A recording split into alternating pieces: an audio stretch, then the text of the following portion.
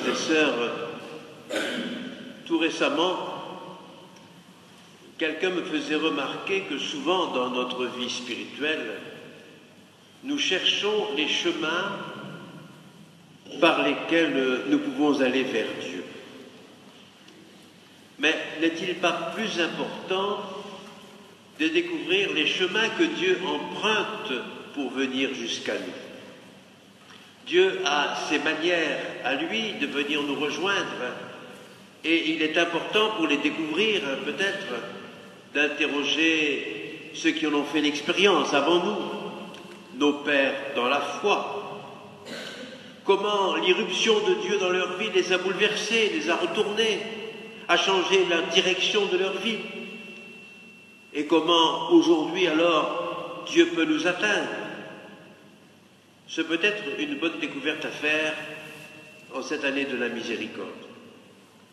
Et il me semble qu'aujourd'hui, la liturgie nous offre deux expériences un peu semblables, vécues par deux figures très différentes, dans des circonstances et des époques tout à fait distantes, Isaïe et Pierre. La première lecture situe Isaïe dans le temple. Le Seigneur se manifeste à lui dans toute sa majesté, dans toute sa grandeur, son manteau, c'est-à-dire tout son être, remplit tout l'édifice. Les séraphins, ces personnages célestes, chantent la sainteté de Dieu, le triple sanctus que nous proclamons à chaque Eucharistie. Le temple est ainsi rempli de la grandeur de Dieu et ses portes en sont ébranlées. Et devant ce Dieu immense, ce Dieu tout autre, ce Dieu trois fois saint, Isaïe saisit soudain sa pauvreté, sa misère, son impureté. « Je suis perdu, dit-il, mes yeux ont vu le roi, le Seigneur de l'univers. Je suis un homme aux lèvres impures, au milieu d'un peuple impur. » Et voici qu'un séraphin lui purifie les lèvres, non pas d'abord pour qu'il soit impeccable, tout propre, mais en vue de la mission que Dieu veut lui confier, pour que ses lèvres puissent être désormais transparentes à la parole qu'elles doivent annoncer. C'est en référence à ce passage que le prêtre ou le diacre, avant de proclamer l'Évangile, dit « Seigneur, purifie mon cœur et mes lèvres ». C'est dans ce sens que nous allons baiser l'autel, signe du Christ, pour que nos lèvres soient imprégnées de sa présence. « Qui enverrai-je » dit Dieu à Isaïe. J'ai répondu « Me voici ». Dans la pauvreté dont il a pris conscience, il peut aussi répondre « Me voici ». Oui, sa mise en présence de Dieu vient soudain de bouleverser sa vie. L'essentiel n'est pas qu'il ait saisi sa petitesse, mais que dans sa pauvreté ainsi manifestée, Dieu puisse en faire désormais un témoin. En annonçant la parole, il sera purifié. La parole, en traversant ses lèvres, va en imprégner toute sa vie. Saint Luc, dans l'Évangile, nous rapporte l'expérience de Pierre, qui va un peu dans le même sens, mais dans des circonstances tout à fait différentes. La foule et l'âge se pressent autour de Jésus, et l'Évangile nous dit pour écouter la parole de Dieu. Nous ne sommes plus dans le cadre de la liturgie du temple, mais dans la vie ordinaire, au bord du lac. Des pêcheurs lavent leurs filets. Oh, sans doute en travaillant, laisse-t-il traîner une oreille un peu aux paroles de Jésus. Mais Jésus, ayant remarqué qu'une des barques amarrée là et là, qu'elle appartient à Simon, il monte dans cette barque et il demande à Simon de l'éloigner du rivage. Jésus prend un peu de distance pour parler à la foule. Mais du coup, Simon doit être un petit peu fier, car son outil de travail, sa barque, vient de devenir la chair d'où Jésus parle. Et puis, Simon, du coup, il se trouve être passé du côté de celui qui enseigne, du côté de Jésus, il est face à la foule. Il a abandonné ses filets et il n'a plus qu'à écouter. Ayant fini de parler, Jésus demande à Simon d'avancer au large avec ses compagnons et de jeter le filet. Nouvelle mise à distance. Mais ils n'ont rien pris toute la nuit. Et techniquement, c'est peine perdue. Mais dit Simon, sur ta parole, je vais jeter le filet. Depuis qu'il l'écoute depuis un moment, la parole de Jésus semble avoir creusé son chemin dans son cœur. Peut-être, comme les pèlerins d'Emmaüs, a-t-il mesuré le poids de cette parole? A-t-il perçu que son cœur était tout brûlant pendant qu'il parlait? Sur ta parole, je vais faire l'impossible, je vais jeter le filet. Et c'est la pêche surabondante, au point que l'on doit appeler les compagnons de venir en aide. Devant cette prise, Pierre, tout comme Isaïe tout à l'heure, saisit sa pauvreté et tombe à genoux. « Éloigne-toi de moi, je suis un pécheur. » À noter en passant qu'à ce moment-là, Luc a mis une petite nuance. Il l'appelait Simon, il l'appelle maintenant Simon-Pierre, de son nom de mission. Je suis un pécheur. Je pense au pape François qui se présente souvent comme ça, je suis un pécheur. Éloigne-toi de moi. Tout à l'heure, Jésus lui avait demandé de s'éloigner du rivage, de prendre de la distance. Il l'avait placé à son côté. Et ici, Pierre saisit la grandeur du Christ. Éloigne-toi de moi. Pierre, comme Isaïe, prend conscience que cet abîme creusé par sa pauvreté, par le péché, est en même temps la distance que Dieu, dans son amour, parcourt pour venir jusqu'à eux. C'est la mesure de la grâce. Oui, la distance qui nous sépare de Dieu. Notre pauvreté, c'est cette distance-là qui nous fait mesurer que l'amour de Dieu est plus grand que je le pensais, car la distance est peut-être plus grande que celle que je pensais. Aussi Jésus ne prend même pas soin de leur donner le pardon. Sois sans crainte, dit-il à Pierre, désormais, ce sont des hommes que tu prendras. La pêche miraculeuse que Jésus vient d'opérer avec eux devient le signe de cette autre pêche. Jésus vient de se faire pêcheur d'hommes, en faisant de Pierre, de Jacques et de Jean et leurs compagnons ses premiers disciples. C'est ça sa pêche. Ce sont des hommes qu'il vient de prendre pour en faire les prémices de son Église. Lorsque les pêcheurs prennent du poisson, ils les retirent de leur milieu naturel et les poissons meurent.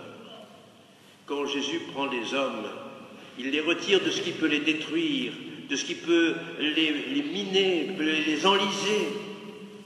Il les empêche de se noyer, il les sauve. En même temps, il en fait des vivants désormais au service de l'Évangile. Laissant tout, ils le suivirent. Qui enverrai-je? Envoie-moi.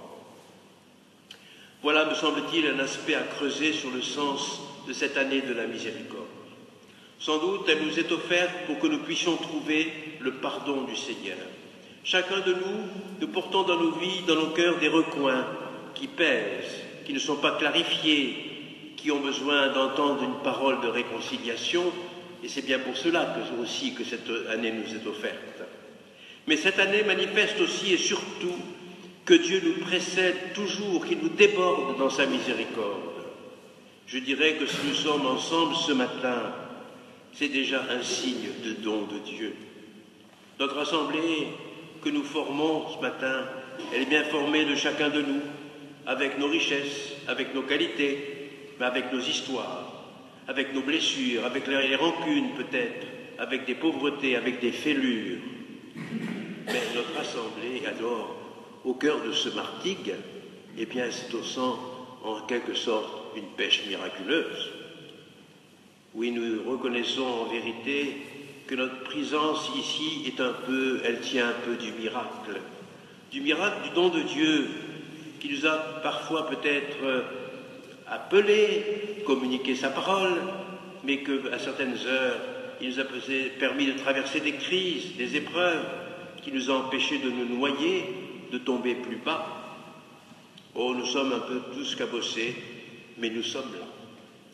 Manifestation du don de Dieu qui nous a sauvés et qui continue de nous sauver aujourd'hui. Nous sommes une assemblée de sauvés, de pauvres pécheurs sauvés.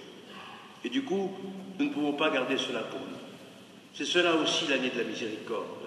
Devant ce mystère de Dieu, de l'énormité, de l'immensité de ce mystère, je ne peux que saisir, certes, ma pauvreté, non pas pour la ressasser, mais pour me rendre disponible à sa mission et appeler à l'aide des compagnons afin de tirer les filets. Ce fut l'expérience de saint Paul.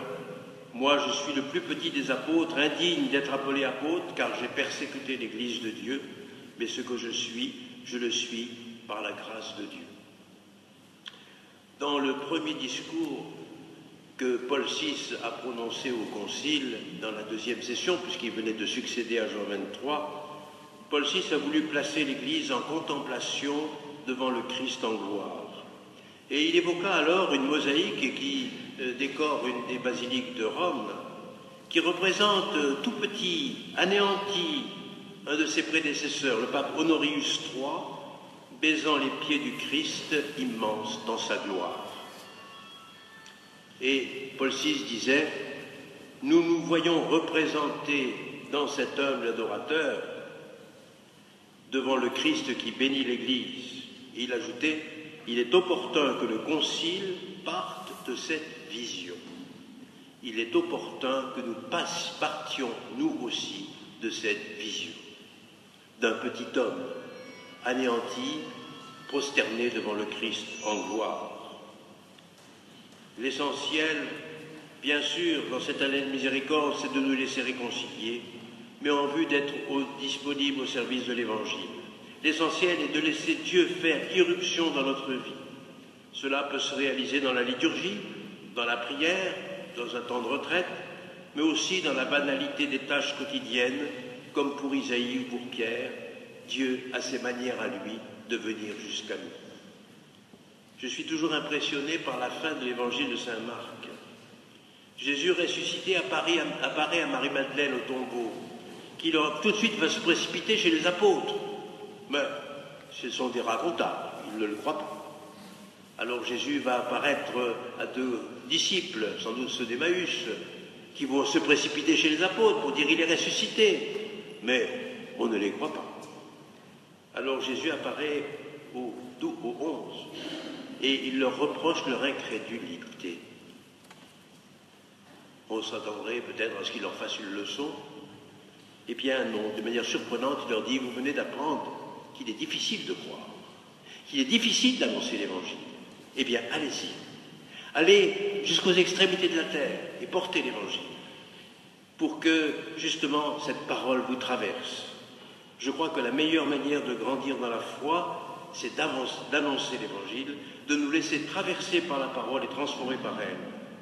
Tu te sens pécheur, tu as des doutes dans la foi, alors annonce l'Évangile et tu feras l'expérience de ma miséricorde.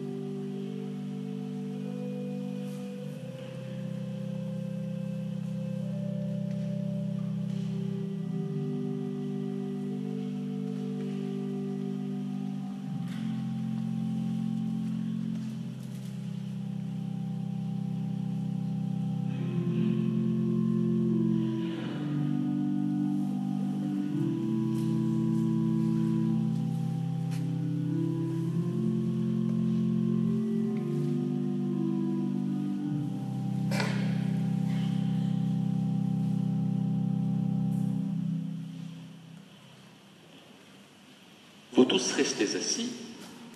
Yannick, avance-toi.